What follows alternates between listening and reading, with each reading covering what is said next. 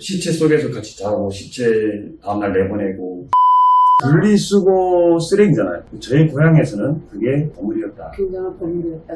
많이 버려다가 일이에요. 뭐 노무현 대통령이 왔다든가 김대중 대통령이 왔다든가 정주영 회장이 뭐 소를 보냈다든가 그쪽에서 이렇게 보면 긴 폭풍이 보인답니다. 불이.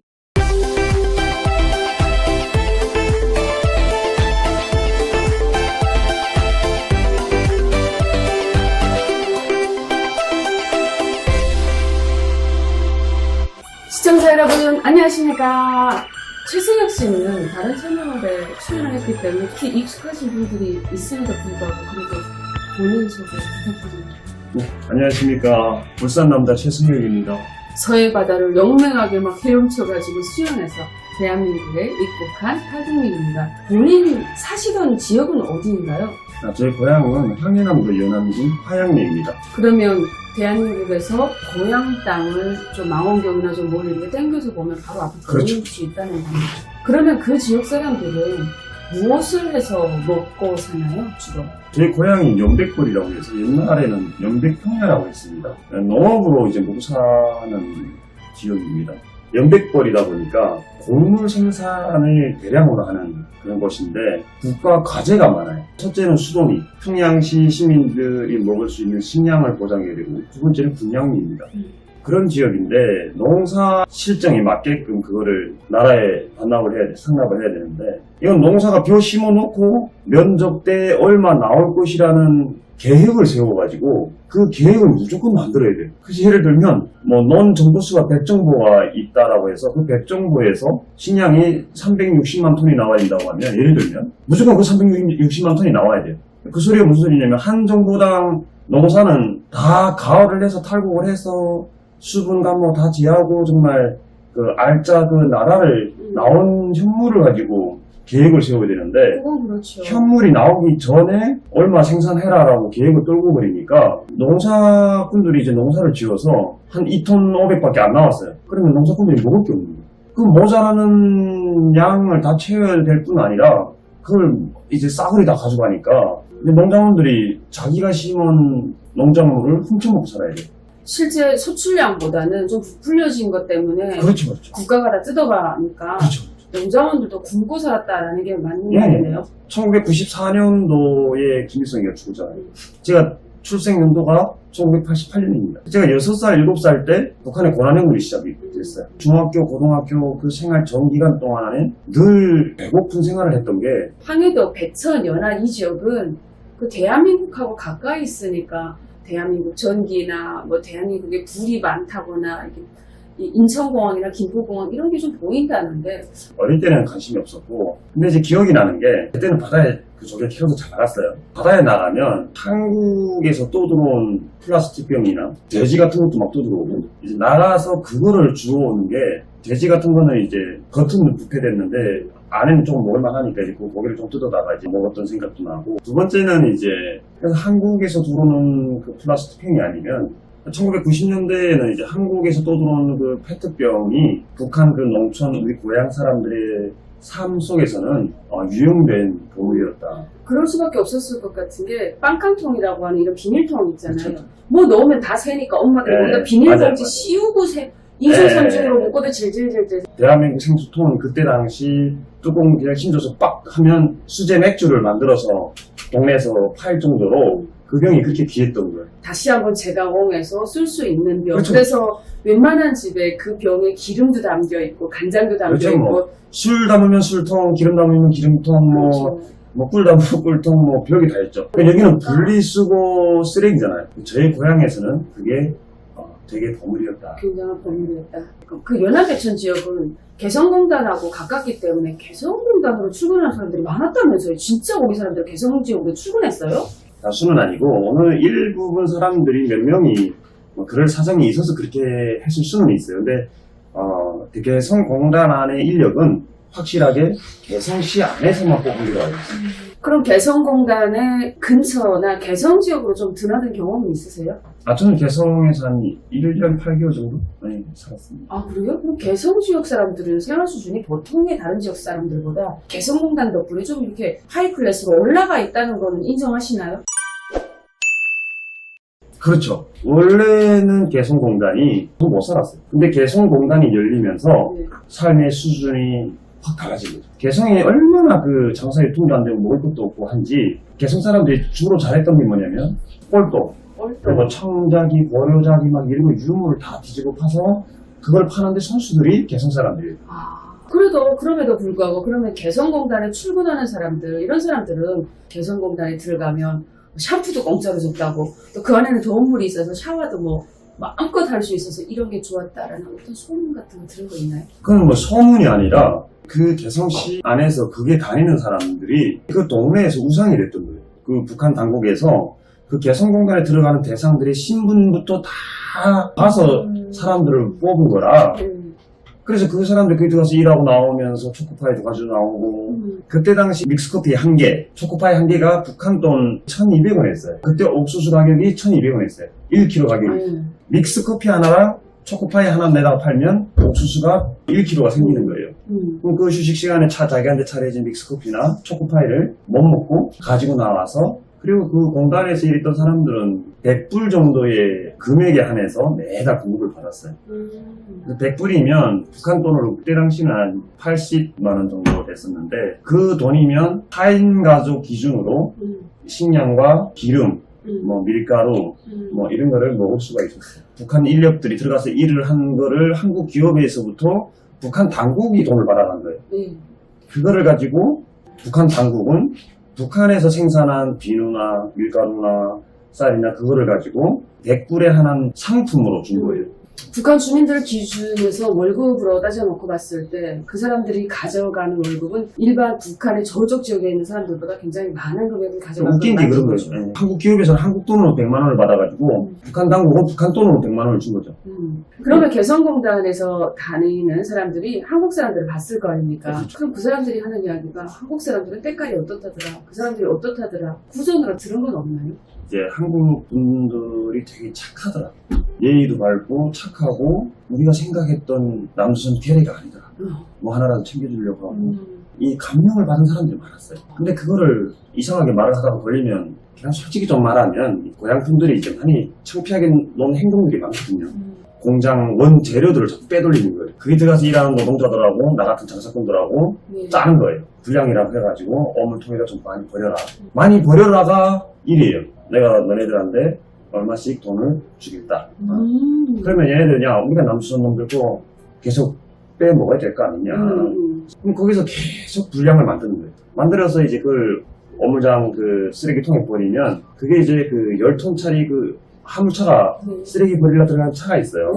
그럼 그 운전수를 이제 매수를 해서 운전수한테 1,000불을 주는 거예요. 그 어물 쓰레기 한 차를 주면 1,000불 줄게. 그쪽에서 이렇게 보면 긴 폭으로 보인답니다. 불이. 아 저긴 저렇게 불이 있는데 우린 왜 없을까? 이런 생각을 어린 시절 해보신 적은 없으세요? 그런 생각은 늘 하고 살았던 게 한국의 그 불빛 밤이 되면 그 불빛의 아우라가 우리 고향에서는 장난도 아니게 느껴져요. 왜냐면 우리 고향에는 뭐 어떻게 크게 이제 불을 켜는 데가 없으니까 전기가 가동이 안 돼서. 그러니까 한국 쪽에 하나는 밤하늘만 되면 화내요. 그 북한은 어때요? 북한은 기분 나쁘죠. 그때 이제 전 남수선 걔네들은 전기가 남아도냐. 제 고향에는 농업지대잖아요. 그래서 모내기철이 되면 전기가 풍족하게 와서 물을 퍼올려서 농들에 보내줘야 되는데 양수를 제때 못해요. 그러다 보니 농사꾼들이 바켓즈나 물을 퍼서 올리는 이런 일들을 힘들게 하는 경우가 많았어요. 전기가 오면 그렇게 반가울 수가 없어요. 그렇죠. 불었다! 전기 오면 막 동네에 막 그러니까 온 동네가 갑자기 막 시끄럽죠. 시끄럽고 막 왁자왁자해요. 농사를 짓는 데서도 그렇고 가정에서도 그렇고 그 전기에 대한 그리움이 막 간절한데 한국은 밤이 되면 그냥 주장창 전기가 켜져 있잖아요. 남북이 뭐 좀 좋아지는 그 신문이 나오잖아요. 남쪽 뭐 노무현 대통령이 왔다든가 김대중 대통령이 왔다든가 뭐 정주영 회장이 뭐 소를 보냈다든가 막 남북 이런 게 되면 제일 먼저 생각하는 게 전기 좀 혹시 풀리지 않을까. 지금 그 북쪽 사람들은 사실 농사가 잘 되거나 뭐 공업이 잘 되거나 경제적인 뭐가 유통이 잘 돼서 잘 살은 게 아니라 중국의 덕을 많이 본 거예요. 그건 그렇습니다. 근데 우리 항해남도 쪽은 한국 덕을 많이 봐야 되는데 볼 수 없는 형편이잖아요. 삐라 요즘 같은 경우에 똥삐라 이런 거 막 부리잖아요. 네. 북한이 이제 거꾸로. 북한에 있을 때 남쪽에서 가는 삐라를 어린 시절에 주워본 경험이 있으신가요? 그렇죠. 적지물이라고 했거든요. 네. 사탕, 과자 이런 것들도 많이 떨어졌어요. 맛있잖아. 맛있는데 우리 강연, 강습 뭐 이런 걸 하면서 세뇌하는 게 뭐냐면 그거 먹는 순간에 그 사탕이 벌레로 변해가지고 내장에서 이렇게 해서 사람이 죽거나 뭐 독약을 묻혀서 손 다치는 순간에 손이 썩는다거나 이런 걸 하도 들어서 근데 그래도 배고프고 먹고프니까 어떻게 하냐면 이제 사탕을 뜯어가지고 개미들이 있는데 사탕을 하나 던져보는 거예요. 그래 개미들이 새까맣게 달라붙어서 그걸 먹으면 야 먹자 이렇게 해서 먹는 거예요. 아, 그럼 먹었던 적이 있어요? 이걸 먹죠. 아. 애들이 그걸 주워 먹는데 되게 그 조심을 해서 개미한테 먼저 먹어보고 개한테도 하나 던져서 먹고 개도 먹고 이렇게 하고 이제 한참 있다가 동네 애들이 떼짜락짜락한 애들이 이렇게 또 한참 이렇게 하고 모여 앉아서 그거 지켜보고 있다가 야 괜찮은 것 같다 해가지고 이제 막 먹는 거예요. 그리고 야 집에 가서 말하지 말자 이러고. 그렇게 하고. 그럼 그 동네는 그렇게 적지물자라는 남한에서 보내는 지금 어떤 간식 같은 거를 좀 많이 주워 먹을 수 있었던 기회는 있었네요. 좀 많이 보내줬으면 좋은데 그게 어쩌다 한 동네 한 개, 어쩌다 하나 떨어지거든요. 뭐 라디오 같은 거는 이제 꼼치고 막 이제 하고 이제 제일 필요 없는 것 같은 거 뭐 사진, 비라 뭐 이런 것들만 이제 갖다 바치는 거예요. 바치면 또 보여주더니 잘했다고 이제 칭찬해주고 학교에다가 또 통보를 해줘. 네. 이 사람들은 이제 잘했다고. 막 이렇게 또 학교에 칭찬도 해주고. 그냥 사탕, 과자는 다 먹고 이제 마시는 뭐 먹을 거는 이제 갖다 바치고. 오늘 사탕 과자 좀 많이 보내줘야 되는데. 근데요, 여기 와서 보니까 사실 삐라를 보낼 때 거기에 달러도 보내고 쌀까지 넣어서 보내주는 그런 단체도 있더라고요. 그 북한에 있을 때 이런 삐라나 쌀을 이쪽에서 이렇게 해가지고 일부러 북한 사람들이 먹으라고 좋은 마음으로 보낸다고 생각해 본 적은 있어요? 한 번도 없고 지금도 이제 그 어느 단체들에서 병에다가 이렇게 해서 서해 바다에서 이제 바다로 이렇게 하는데 나는 그런 활동들이 물론 북한 주민들한테 정보를 들여보내고 식량의 보탬이 되라고 좋은 의도를 가지고 할지라도 저의 고향 사람들은 한국에서 그런 거를 많이 하면 북한 당국이 저희 고향 사람들을 더 단속하고 또 통제를 해요. 어떤 통제를 했나요? 바다에 못 나가게 하죠. 그 줄까봐요? 그렇죠. 예전에는 바다 나가서 조개독해서 생계를 유지를 했어야 되는데 한국에서 그런 걸 자꾸 보내면 보낼수록 북한 당국은 북한 주민들과 그 물건들과 분리를 시키기 위해서 바다를 아예 안 내보내는 거예요. 그래서 어촌 마을이니까 바다 나가서 생계를 유지하던 수많은 사람들이 바다를 못 나가니까 어려운 거예요. 생계가 끊기는 그렇죠. 거예요. 물론 한국에 와서 뭐 쌀도 보내고 뭐 삐라에다 돈 1달러도 넣어서 보내고 그것이 들어가서 떨어지는 지역이 평양 이남이에요. 대부분이. 중요한 거는 그 지역의 사람들의 이 정신세계 그 사람들의 문화적 정서 이런 것들이 그거를 받아서 보고 뭔가 느끼는 게 있어야 되는데 예를 들면 그 농촌 사람들은 달러를 보지 못한 사람이 100명 중에 99명이에요. 그럼 그게 돈인지도 모를 수 있다는 결론이네요? 그렇죠. 그러니까 그 1달러를 만약에 주었다. 그래서 그거를 쓰려면 연안 군 시장이라는 시장까지는 가서 달러 바꿔주는 사람들이 몰래 하는데 그것도 또 찾아가서 바꿔야 돼요. 많이 피곤하죠. 피곤할 뿐더러 그걸 어떻게 써야 되는지 모르는 사람들은 차라리 그거 하나 줘서 그 잘못 사용하다가 저 짐을 걸리는 것보다는 갖다 바치는 게 편한 게 우리 고향 실정입니다. 그러면 저는 이렇게 생각해요. 삐라를 보내는 것에 찬성하는 사람 부류와 보내지 말라고 삐라를 보내는 것에 반대하는 부류 이렇게 항상 민주주의 국가니까 둘로 나뉘거든요. 그렇죠. 그럼 승혁 씨가 생각했을 때 이게 삐라를 보내는 것 때문에 바다도 못 나가고 생계가 막히니까 과연 이게 잘하는 거냐라고 했을 때 나는 조금 반대한다라는 의견이 있을 수도 있네요. 그러니까 그거를 어느 단면적으로 봤을 때는 반대 그쵸. 의견을 할 수도 있죠. 이제, 그러나 우리가 전체적인 북한 주민들의 어떤 의식을 깨우고 하는 데 있어서 보내는 것까지는 찬성인데 방법을 좀 달리 했으면 좋겠다. 오케이. 우리가 원하는 소리를 쓰는 게 아니라 북한 주민들이 원하고 이해할 만한 소리를 써야 된다는 거예요. 그 사람들이 가장 궁금해하고 쉽게 받아들일 수 있는 내용으로. 그렇죠. 어린 애기한테 성경책을 주면서 너 이거 무슨 뜻인지 이해해라 못하죠. 하는 거하고 어린애한테 사탕과 우유는 어디서 오나요? 어디서 생기나요? 당신은 눈이 있는데 볼 수 있나요? 당신은 입이 있는데 말할 수 있나요? 당신은 귀가 있는데 들을 수 있나요? 그것이 당신의 가장 기본적인 권리인데 당신은 지금 어떻게 살고 있나요? 라는 질문을 던져줘야 됩니다. 생각을 할 수 있게끔 그렇죠. 아주 단순하게. 사람은 의식이 있어서 이제 그런 질문을 봤을 때 갑자기 거기다가 김정은 독재 정권 타도하라 이렇게 써서 보내는 거하고 당신은 지금 어떻게 살고 있나요? 그 사람들이 그나마 김정은이가 명줄이고 신처럼 생각하고 있는데 거기다 대고 그런 비라를 100장을 보낸다고 하면 100명 중에 똑똑한 사람 한두 명, 10명이나 20명이 깨어있는 사람이 보긴 하겠죠. 그렇죠. 이해를 하겠죠. 이 사회가 왜 이렇다는 걸.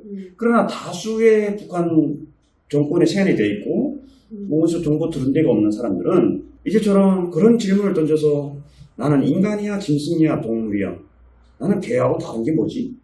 라는 생각을 하게 해서 인간의 본질적인 어떤 문제들에서 생각을 많이 할 수 있는 이런 질문들을 던지는 거하고 북한이 왜 나쁜지도 모르는 사람들한테 김정은 정권 타도하라. 그러니까 김정은이 뭐 어떻게 생긴 얼굴 뭐 보내고 뭐 김여정이 얼굴 보내고 그러면 그 사람한테 반발을 불러일으킬 수도 있다. 그렇죠. 이름 석자도 감히 부르면 큰일 난다고 생각하는 그렇죠. 북한 정권에서 그렇죠. 살고 있는 사람들에게 그런 거는 그런 반발심을 그러니까 보여주죠. 한국에서도 찬성 반대가 있듯이 네. 북한 주민들도 똑같은 거잖아요. 50%는 이 사회가 나쁘니까 이렇게 됐다라고 생각할 수 있고 나머지 50%는 우리 김정은 동지를 이놈들이 헐뜯고 있네. 그래서 반발심을 불러일으킬 수도 있다는 거예요. 삐라를 보내는 일을 하시는 분들이 조금 좀 참고를 해가지고 굉장히 좋은 대안이 나왔는데 정훈아 우물풍선 그만 날려. 지금 북한이 똥삐라를 보내잖아요. 너네는 나라만 할 수 있어? 너네도 나라라며 최소한 이런 짓거리는 하지 말아라. 쓰레기 보낸 만큼 우리가 삐라를 보낸다고 하면 오히려 사회주의 같은 나라는 대한민국이었다라는 겁니다. 갑자기 반경 한 1km 정도 이상한 괴물들이 생긴 거예요.